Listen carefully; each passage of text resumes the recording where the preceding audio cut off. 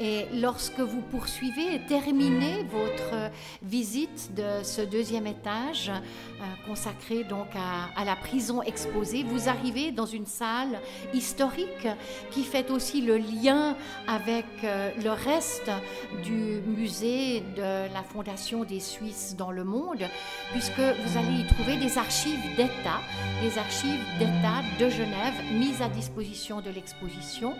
des objets fabriqués par les détenus de Chandelon, des objets eux aussi prohibés pour la plupart, non pas parce qu'il est interdit de faire des choses à la prison de Chandelon, contrairement à la prison de Chiam, mais parce que pour beaucoup ce sont des objets dangereux, et notamment la croix qui est sous cloche est une croix qui contient à l'intérieur un poignard qui est bien sûr une extraordinaire contradiction du message que la croix est supposée apporter. Et vous voyez à droite une femme, une détenue, un dimanche, pendant l'office dominical à Chandelon, qui semble regarder cette croix. Et puis vous avez un certain nombre de vitrines, encore des images de Patrick Tondeux, de détenus, peut-être ceux-là même qui ont fabriqué les objets sous vitrine, du matériel pour pratiquer le tatouage, différentes armes, dont une en mie de pain. Vous voyez aussi les 2 grenades fabriquées en mie de pain, et puis en point d'orgue de l'exposition, le miroir dans lequel les détenus se sont regardés,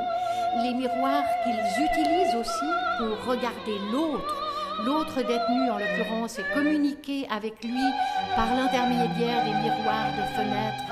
à fenêtre, le miroir où nous nous regardons avant de quitter l'exposition, en peut-être pensant, en regardant les détenus qui sont l'autre, mais qui sont nous aussi, car ils font partie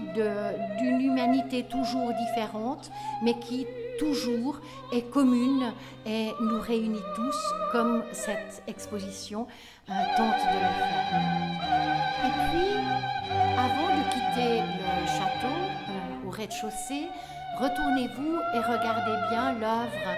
de Robert Montgomery, un artiste anglais, un poète plasticien qui écrit des poèmes et les présente sous forme de sculpture. Que nous dit